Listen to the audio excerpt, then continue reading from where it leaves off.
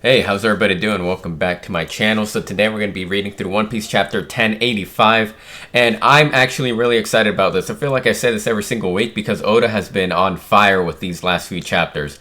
Like, this guy is really making sure that he delivers with every single bit of detail in these chapters. So in the last one, 1084, you guys remembered how much information was in that chapter. To me, 1084 was a 10 out of 10. And I don't think I've said that since Gear 5. You know, the reveal of Luffy, Joy Boy, Nico, whatever the heck. 5th Gear, back in the day last year, when that was revealed, that was a 10 out of 10 chapter.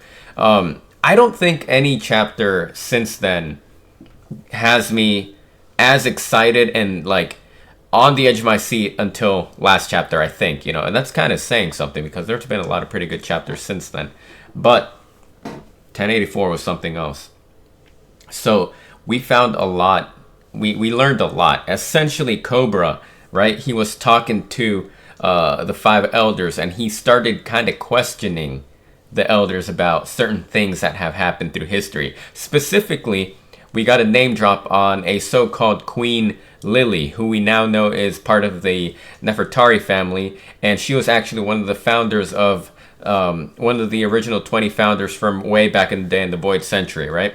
So we know that this Queen Lily was an original member of the 20. However, she refused to become a celestial dragon, right? She didn't stay. She went back home to Alabasta. However, we come to find out that she never made it back home. And all records of her existence have been wiped out, right? And I think that the only proof of her existence is simply a letter that was passed down through the Nefertari family over the course of years, generations, whatever the heck, right? So already, like, the first thing I thought about when I read that in the last chapter is that Queen Lily may be like she may be, you know, maybe she was the one that kind of turned heel and rebelled and wanted to take the country over for herself. You know, it's just something that kind of like I came to the conclusion of simply because of in the last chapter, you know, the last panel we get is a speech bubble by IMU, simply saying Lily ... So in my head I was like, okay, is IMU going to reveal that she is Lily, or, you know, like one of those whole, hey, you know, Lily, yeah, I used to be called that, you know, that kind of going down that road. But I feel like that'd be a little bit too simple for Oda. On the other hand, it's possible that IMU knows who Lily is, and she will want to question Cobra more about whatever the heck happened with her. You know, and then there was also the mention of the empty throne. You know, as far as the world knows, 20 swords, 20 weapons have been placed around it to symbolize that no person is going to be able to sit on it and become the ruler of the world. However, in reality, we know that IMU sits on that throne, and she carries the 20th weapon because only 19 were placed, right? So you got that thing going on, right? And then one thing I didn't realize that I now realize is that freaking the empty throne, right? If you look at the design of it, the pattern on it is a bunch of like spots, like circles, leading up to the middle where the symbol of the world government is. And if you look at that closely, that pattern is the exact same layout of the islands leading up to the Grand Line, or and then ultimately to the One Piece, because the world government symbol, the way I'm looking at the throne, it's the islands leading to the 4 points, which are the 4 poneglyphs, and in the middle, X marks the spot. That's where you're going to find the One Piece treasure, right? So I think that's pretty kind of symbolic and appropriate to see that IMU is sitting on that throne, essentially being the gatekeeper to the One Piece at this point. What else happened here? There's just a lot of information that happened, and I feel like as this conversation with Cobra and the elders was going down, we were getting closer to the answers. You know what I'm saying? And now that IMU made her appearance in front of Cobra, you know, that even took the elders by surprise. They were all like, oh, dude. They were like, Queen IMU, like, what are you doing? Cobra's still here. Don't show yourself. And then she just sat down on the throne like nothing. She didn't care. So now we have to deal with Cobra. Like, if you look at his face, he looked like the entire reality of the world he knew just shattered. Because, like I said, you know, as we all know, everybody has been led to believe that there's no true king of the world. And you know, now Cobra's facing that reality that, hey, you know, that was all a lie, and everybody has been living that lie, essentially, you know, kind of like a bad dream, a nightmare, whatever the heck you want to call it. So yeah, now that's how that chapter ended, right? That was the bulk of it.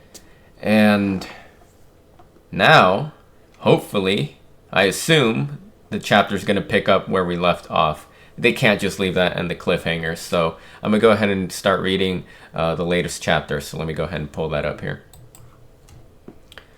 Alright, so One Piece chapter 1085, The Death of Nefertari Cobra. Alright, so look at this right here. The title alone already like, what the heck is that title? Very straightforward. Alright, The Death of Nefertari Cobra. Okay, can it get more any clear? Like, what? That's as obvious as it can be. Cover story. It's a cover request. Frankie encouraging hatchling turtles on their way to the sea. That's pretty cute. I like that drawing right here. Good guy Frankie he's holding up the sign departure. I like that. I like these little drawings that they got going on. Yeah, so yeah, with a chapter title like that, something big is going to happen for sure, 100%. So let me just go ahead and jump to the next page. Yeah, we're starting off right where we left off last chapter. So the caption says, "The Impossible Ruler." And then Cobra's just looking up, and he's thinking, no one is ever supposed to sit there. No individual should have the power to control the world. And then, wait, what's going on here? IMU is talking now. Hold up. Mu shall address two of the points being discussed. There's a translator's note. Hold up. Okay, wait, hold up. IMU uses MU. Okay, IMU uses Mu to refer to themselves in third person. Okay. It also means void. Oh. Interesting. Why is the translator's note like freaking upside down? Anyway, it could also mean void and also could be translated as dream. Okay, interesting. Okay, so IMU is talking right now. All right, so she says, Mu shall address two of the points being discussed, ... And thou must answer a single question in return, Cobra. Okay, so she's actually, okay, holy moly. And then Cobra is freaking coughing up a lung right here. He's sick. Elders surrounding him. All right, he says, who are you? I've heard the name IMU before. It could be a coincidence, but one of the first 20 was also called that. Interesting. Okay, that cannot be a coincidence. If Cobra is saying he's heard the name IMU before and that one of the first 20 was called that, I'm almost positive that's basically that's basically Oda telling us IMU is the same IMU that we see now, like, and that this, because that's a speculation that IMU has been living through freaking the entirety of the One Piece storyline through the Void Century, right? So it's entirely possible. This just gives more weight to the theory that present day IMU underwent the Eternal Youth surgery, therefore allowing her to live this long. You know what I'm saying? And by Cobra saying, you know, what Cobra just said, that just kind of adds more weight to it. Like I said, it almost confirms it, but not exactly. So, okay, so he's saying, I've heard the name IMU before. It could be a coincidence, but one of the first 20 was also called that. Such curiosity teeters on impertinence. It will not be dignified with an answer. You know what's crazy? We're actually getting speech, like dialogue from him at this point. However, those initial queries shall be addressed. D is the moniker of our ancient enemy. In recent times, it has cropped up more frequently. However, it is nothing but a faint echo. Those who carry the name do not even know its true meaning now. And yet, This irritation only endures due to Queen Lily's grave blunder 800 years ago. Blunder? The same can be said of those irksome scholars investigating the so-called Void Century.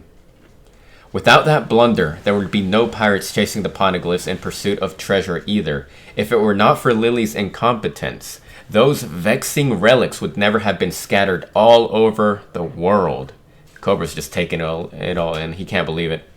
The release of the poneglyphs was the worst possible outcome for us. So one must wonder whether it was truly a mistake, or if it was actually part of some larger plan. Dude, the way IMU is talking right now, it's essentially like she's gotta be from the Void Century. There's no doubt about it. Because she says the release of the poneglyphs was the worst possible outcome for us. So how does she know that, right? Unless she's lived through the entire Void Century, how could she know the severity of that issue? You know what I'm saying? I guess the knowledge could be passed down, but, you know, she's... Okay, look, let's move on. So she says that. Cobra's just taking it all in. Like, he's shocked. He can't even say anything. Meanwhile, look at the elders. We just get a close-up of each of their hands. 5 elders. They're ready to go. Look at their grip. They're, like, tightening on their weapons. Like, they're ready to go at a moment's notice if they gotta. Like, they're ready for action and combat right now. So, next page. The truth undoubtedly lies in the letter Lily left. So, pray tell, was it a deliberate choice to only refer to her as Queen Lily of House Nefertari? Go ahead and divulge the full name on her letter, as written. Full name on her letter as written. Okay, so there's more to it. It's not just... Okay. And then Cobra's just kind of thinking to himself, they've got me. I suppose there really is no chance I'm leaving this room alive. Yeah, Cobra really put him, like, walked into his own death in this situation. They're like, I think there could have been a chance he could live if he had not pushed the topic of the letter D and Queen Lily. If he had not mentioned that, it's possible he could have lived, maybe, but essentially, his once he mentioned that, his fate was done. Like that was it. He wasn't getting out of it. I take it that there's no fib I could tell that would satisfy you enough to let me go. Your fate was decided the moment. Yeah, so even this elder is kind of saying the same thing. Your fate was decided the moment you saw the great IMU. That's true. So even if he had kept quiet about D and Lily, the moment he saw IMU, that's it. It's a wrap. All right, and then Cobra's thinking to himself, not surprising. They can't let anyone know the world's greatest taboo has been broken. Okay. All right, so next page, we cut to Sabo. The atmosphere here feels a little sinister. What's going on? Oh, he's listening into this conversation. I just saw the background. The truth is, the letter from Alabasta's ruler 8 centuries ago was signed by Queen Nefertari D. Lily, dude.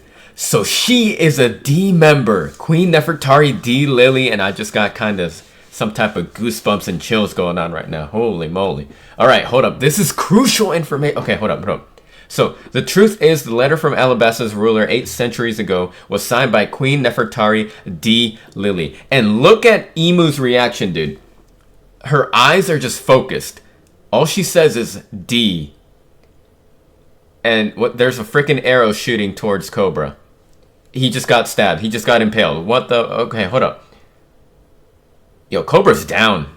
Just like that, huh? Where did that arrow come from? It's just like a freaking shadow.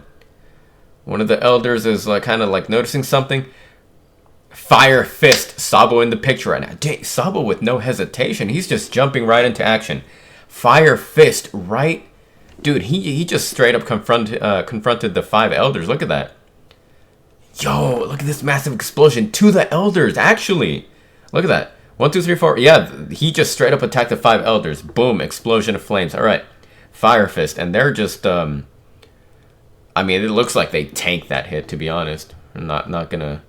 They don't look affected. I mean, they're just kind of like with their, one of the guys over here is just like covering his face as if, hey, it's just like a bothersome sunlight. Let me just shield my face. That's what he looks like. It's almost like they didn't they weren't affected by that.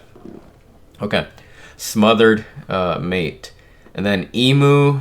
Okay, emu is. It looks like she's warping. It looks like. Yeah, so there's a sound effect like that goes along with this, foosh, and then emu looks like she's warping. Im's out of there. So I think she booked it. She bailed. Where did this one come from? Yeah. So she definitely bailed in that situation. I think her role here is done. Okay. Next. Yo. Okay. Hold up. Yo. Look at this. Hold up. What the heck are these shadows? Where did they come from?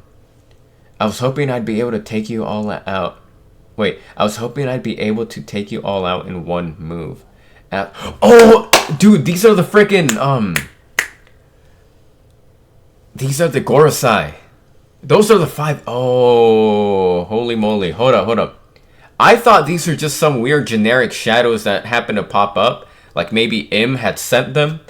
Because Oda kind of does that. He kind of plays around with shadow monsters and whatever the heck. These are the Gorosei. These are the 5 elders, dude. After all, there was no way I could have known that hell was located here at the very top of the world. Those are the 5 elders. It's gotta be, dude. Because I think Oda's doing the thing he does, right? When he's not ready to reveal a character in full, he hides them behind shadows like that. Remember when the emperors were introduced, right? It was just like weird shadows that didn't even look like who we know now. So that's okay. Yo, these are the 5 elders, 100%. There's 1, 2, 3. One's dangling from the roof. 1, 2, 3, 4, 5. So it looks like this one right here to the left. It looks like kind of like the Onigashima skull from Wano. This guy looks like a bird. Kind of resembles the Kazuki crest. Not gonna lie. Yo, dude. Okay, hold up. And then transponder snail snap. Okay, so that, I guess that's how the picture came out about Sabo standing over Cobra's body. He was framed. Yeah, as we know, he was framed in that situation. So the snail just took the picture of Sabo. So from their perspective, it looks like Sabo killed Cobra. Okay. Meanwhile, Cobra is still alive for right now. So he's just coughing, but he's still alive. You're Luffy's brother, aren't you? You're with the Revolutionary Army, and you still stepped in to save me? Our cause is more concerned with the monsters that sit above the kings and queens of the world. Do you know Luffy somehow? He once stepped in to save me too. That sounds like him, all right. And this panel's pretty sick, dude. Yeah, there's no doubt these are the 5 elders. Like, they were ready to go and fight. I think what Oda is telling us here is that the 5 elders have devil fruits, and it looks like they're zone types. I mean, what else could they be? They're probably awakened as well. I mean, they got the loops around their neck, kind of like Luffy and Lucci have during their awakened forms, you know what I'm saying? Zone types. So, Sabo's booking it, dude. Leave me. I'm dead weight. You have a better chance of escaping on your own. Not gonna happen. There's something I've come to understand. And if you die here, we'll be in trouble. Because I need you to deliver a message to Luffy and Vivi. You want me to tell them something? Tell them we share the moniker D. So this means... Yeah! Okay, yo, dude. Okay, hold up. You know what this means, right? They share the initial D, which means that Vivi is a D as well. Nefertari D Vivi or whatever the heck, right?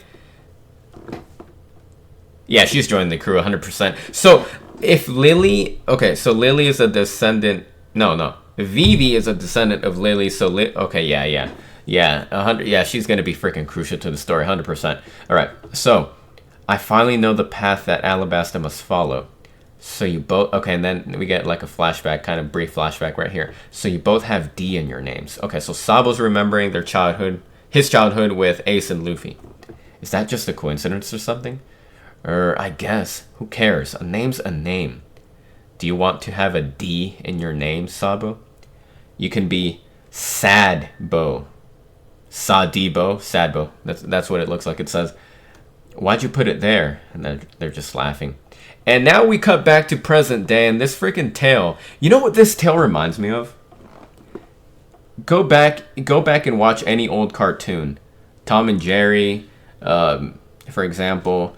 Like, in old cartoons, like, you know, Tom and Jerry, Looney Tunes, whatever the heck. Oh, yeah. Okay, I see what's going on.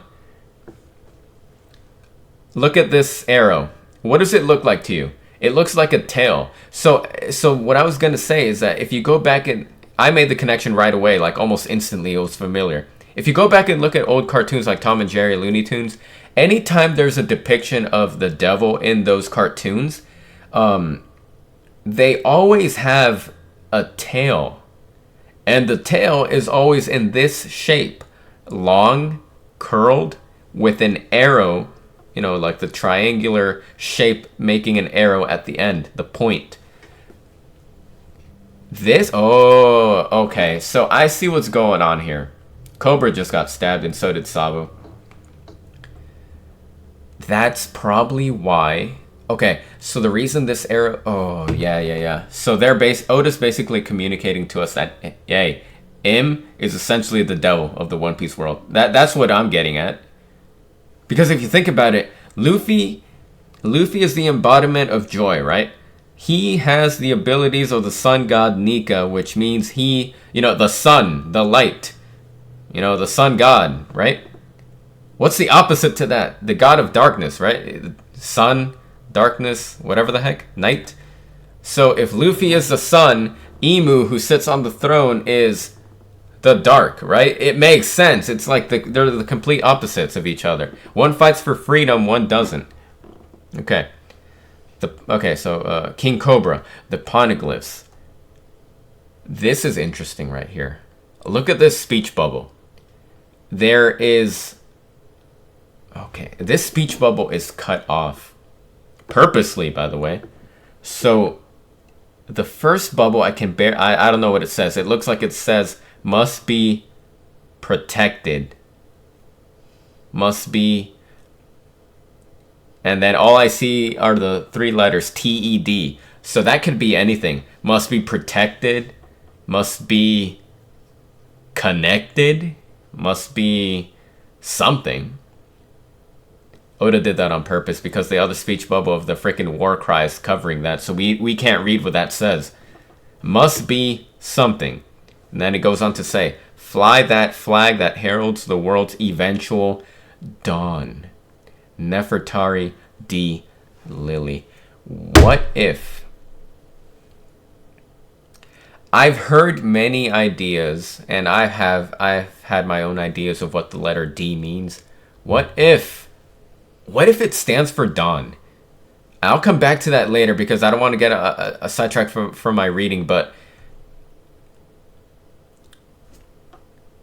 I think it might. There might be a strong case for that. Hold up.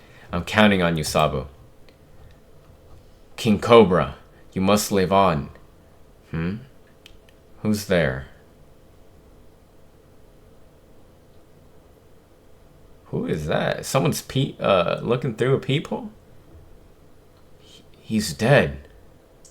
Cobra the Senile has gone and gotten himself killed. I never liked him, but how can I celebrate after witnessing something so terrifying? That's freaking Wapple. What the heck? Oh, that sucks, dude. Oh, crap. I've stumbled upon the world's greatest... Wait, I've stumbled upon the biggest skeleton in the government's closet. I don't even want to know who that was. They will end me. Yeah, dude. Wapple's on freaking... He got to get out of there or else he's going to die. The Grand Round Table in the council chamber. It seems that King Cobra and King Wapple are not yet present. We just received word that the two of them will not be attending and that we are to proceed without them. Perhaps King Cobra's impassioned speech drained him. Maybe he considers his job done now that the dissolution of the warlords has been approved. And then Riku and Neptune are just kind of listening in, all quiet, but with attention. Let us move to the remaining matters on the agenda. Now then, concerning the coalition of the 4 northern nations calling for independence. And then we cut to another scene. Shirahoshi, the conference is almost over. Let's go wait at the Red Port. We won't have to deal with the celestial dunces. We won't have to deal with the celestial dunces there. You okay? I was hoping to say goodbye to Princess Vivi. I wonder where she went. What's the big idea? You'd better untie me. Whose orders are you following? I'll tell the whole world about this. A guest room in Pangea Castle. Oh, dang, look who it is. Freaking Jabra and Khalifa from CP9. Now part of CP0, apparently. Good to see him back. I like Khalifa. She's always had a pretty good character design. I like her a lot. Maybe we see more of her in the future. Hey there, easy there. Wait. Hey, easy there. You're being too forward. Gotta play your cards closer to the vest if you want a shot at being free, you know? You're one feisty chick. I'm afraid no one's going to help you, princess. Once your disappearance is made known, you'll probably live the rest of your life like a pet. Is Shirahoshi alright? Seriously? Now's not the time to be worried about others, though, Missy. We received word that more trouble broke out around her earlier, but she apparently came out of the ordeal unscathed. Thank goodness. The punks who ended up assaulting the celestial dragon that was trying to kidnap the mermaid princess were members of the Straw Hat Grand Fleet. Oh wait, I read that wrong. So Jabra is telling. Okay, so he's essentially. Okay, so the speech bubble that says it says we're members of the Straw Hat Grand Fleet. Gotcha. So Jabra is saying. Okay, they proudly proclaimed their victory, giving their names and everything. The guests in the courtyard were stunned. Meanwhile, at the home of the gods, Fujitora's actions helped the revolutionary army free the slaves. And that obviously pissed Ryokugyu. I butcher that name. Greenbull. That's Admiral Greenbull they're talking about. And that obviously pissed Admiral Greenbull off. So they went at it. So here's the thing about Fujitora. So it seems like... Okay, so now we know he helped free the slaves. All right, cool. Good on Fujitora. Fujitora is definitely gonna be an ally of the pirates eventually. Like he's done like you think about his, Dressrosa. What he did right here. So it's almost like he's. I wonder if we're ever gonna get a flashback onto what caused the blindness in him. Because he did it himself. We know that much. But what did he see that led him to that? Fujitora is definitely... I like him a lot. I think he's going to be going to the good side eventually. He's on the fence at this point. He's more good than bad. Or neutral, to be honest. What's the deal with this year's reverie? Like a pet? Give me a break. Looks like I'm going to have to do something about this. And in comes Wapple. Spare me, I didn't see a thing. Dude, he's huge. He just burst through that wall. Wapple? Out of the way. This is my chance. Move already. You'll never take me alive. Chappa. What was that? I think it was King Wapple. Hey, wait a sec. Vivi's gone. Huh? Oh, darling, I've been looking for you. Where the devil have you been? And who is that young lady with you? Hey, Wapple, how much further are you going to go? As far as it takes. I'll run to the ends of the world if I have to. Sounds good to me. Let's go. Don't tell me you're running away with a mistress. And then that's going to be the end of the chapter. That's the end of One Piece chapter 1085. Running to start a new life. Or, yeah, start a life on the run. Okay, look. That's the end of the chapter. So Vivi escaped with Wapple. Cool. The big thing here is what went down in that throne room. Holy moly. Let's go back to that. Oh, so many things happened in this chapter. So, number one, IMU is actually speaking. No longer a silent antagonist. She is actually communicating with words to, with Cobra, right? And she is giving us a lot of information. D is the moniker of our enemy, right?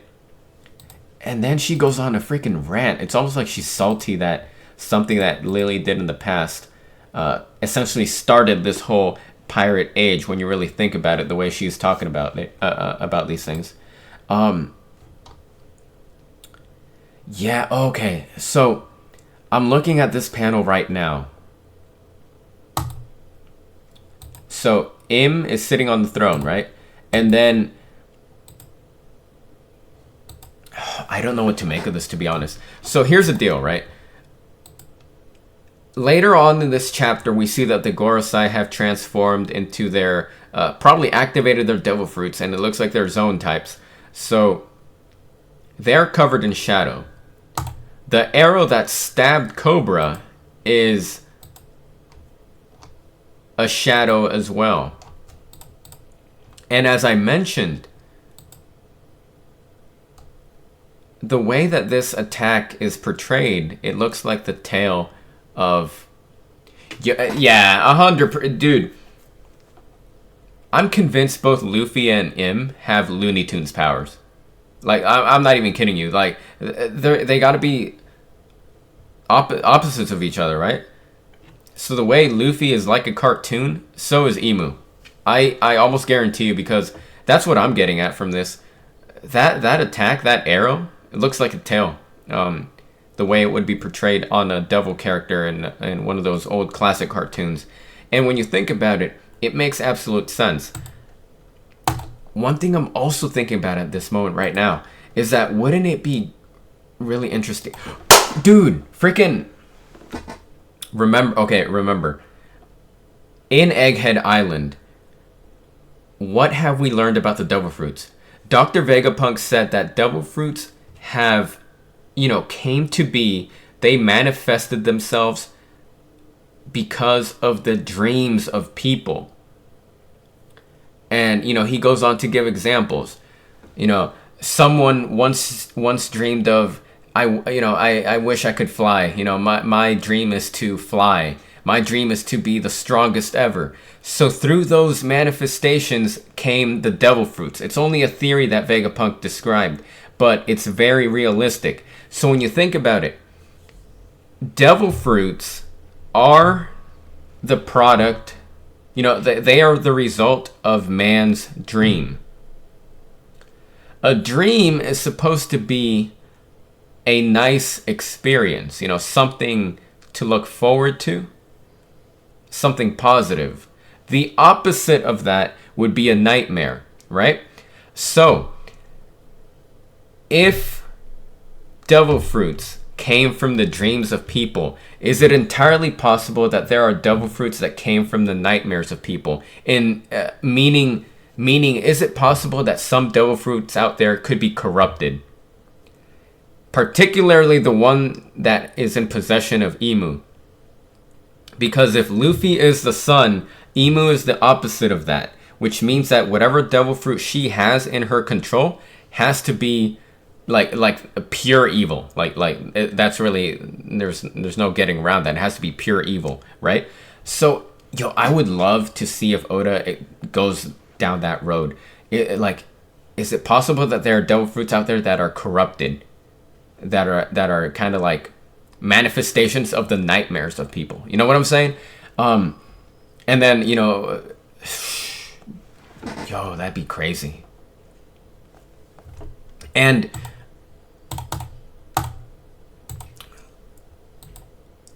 okay, so this panel right here. Look at how Im is sitting on the throne. She looks straight up flat. It looks like there's no substance to her. She doesn't look like she's real. No 3D elements to her, to put it that way. She looks like she's just flat against the chair, almost like a literal shadow. I'm starting to wonder if what we see in Imu is exactly what we're gonna get. Because as I mentioned, Oda tends to play around with silhouettes and shadows when he doesn't want to reveal the identity of a character yet. But Imu straight up looks like a shadow. Like a freaking drawing. And that throne looks way too big for her. It's almost as if that throne was built for somebody else. And in fact, as I say this, I wouldn't be surprised if this throne was supposed to be built for a giant. Because then you got to think about the giant straw hat that Im keeps as a trophy in the freaking freezer, right? That giant straw hat is big enough, like only a giant could fit into that.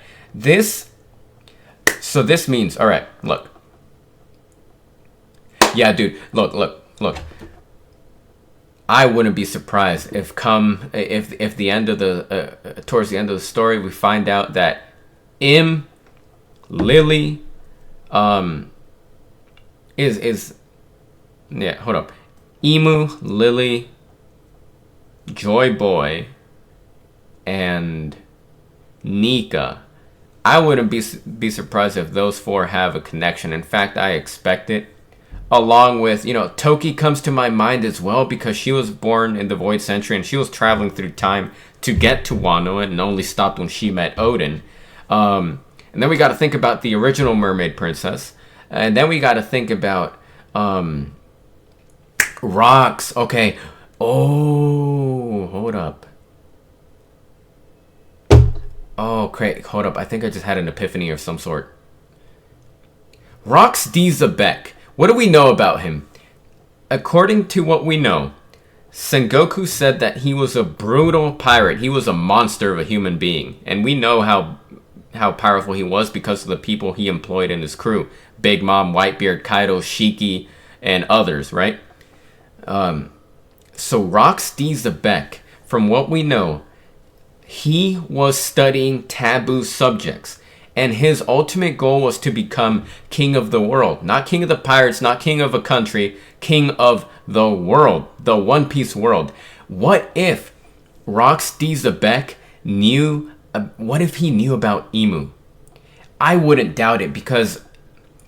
Sengoku said that he was, he was into the taboo subjects and researching taboo subjects, right? I don't... Oh, dude. Yo, I would... Oh, man, dude. He had to have known. Rox had to have known Imu existed, and therefore, like, he knew that the throne was occupied by one individual, Imu, and that the entire government has been lying to the entire world. So, in a weird way... this could potentially make Rox a good guy. Not all the way good, because it could be... he was ambitious, right? So it could very well be a situation of, oh crap, there's somebody sitting on that throne that's effectively the king of the world. I want that position, because that was his goal. He wanted to be king of the world. So if he knew Imu was sitting on that throne, Rox probably wanted to overthrow Imu and take the throne for himself. Essentially kind of like, hey, you're under new management now. On the other side, in a weird, twisted way, it's almost like Rox was fighting for the greater good, but in a bad way. You know what I'm trying to say? And this would explain why Rox had held some of the Celestial Dragons hostage at God Valley. Maybe he was trying to kind of like bargain. Hey, I got all your people. If you don't reveal yourself, or if you don't tell the truth, or whatever the heck, I'll slaughter them. I got your people. I'll kill them right now. That's probably what he might have been doing. You don't know, because then you got to remember Roger and Garp teamed up to take him down. Roger and Garp, for sure, they didn't have the answers. They had none of the knowledge that Rox had at that moment. So all they saw was a pirate taking people hostage. Even if they were celestial dragons, they're still people. And Roger and Garp probably had a sense of urgency to protect them. So from Garp and Roger's perspective, they just saw an evil pirate taking people hostage and wanting to wanting to take over the world, essentially. So they... partnered up and took him down, right? But that's because they didn't know what Rox's true intentions were. And in present day, who do we know that is into all those dark secret subjects? Blackbeard. Blackbeard is supposedly supposed to be carrying on the will of Rox D. Zebek. Blackbeard also has the initial D in his name, Marshall D. Teach, right? And his devil fruit, and he already, yeah, as we know, he knows a lot of secret things that none of us know, right? He's the only one that knows how to take a devil fruit from another person. He has 2 devil fruits, possibly more. At this point, he could have 3 or more, likely 3. The dark fruit that he has is essentially OP. That thing is broken as heck, dude. That kind of, yo, dude. I wonder if this is so interesting. This is really interesting. I wonder if Moria is going to come back and do something cool. Because if Imu's power is some type of shadow or devil type of power, maybe Moria could do... I don't know. Look, I might be looking too far into this and kind of speculating a little bit too much. But you know what I'm trying... Like, I hope I'm making sense. I think I am. Yo, dude. This story is crazy. I really do think that Imu has a dark devil fruit, much like Blackbeard. That's probably the opposite of Luffy's. And the attack with the pointed arrow that looks like the tail of the devil's tail, that definitely makes me think that she does have a corrupted devil fruit like that. And the interesting thing here is that she gets freaking pissed at the mention of the name D. D is the initial moniker of our ancient enemy. And then she goes on to say, but those who carry the names don't even know its true meaning now. So she probably wants to keep that hidden 100%. So essentially, it looks like Lily started the entire age of pirates since way back in the day. I wonder where Zunisha comes into this. So the Poneglyphs had to have been scattered all over the world. So somehow they had to have been moved. Maybe with Law's Devil Fruit. You know, he has a sense of teleportation. Maybe Zunisha helped out. Maybe that's the crime that Zunisha is paying for right now. There's just so much to really speculate here. And then you also got to think about how freaking... Yo, dude, that's crazy.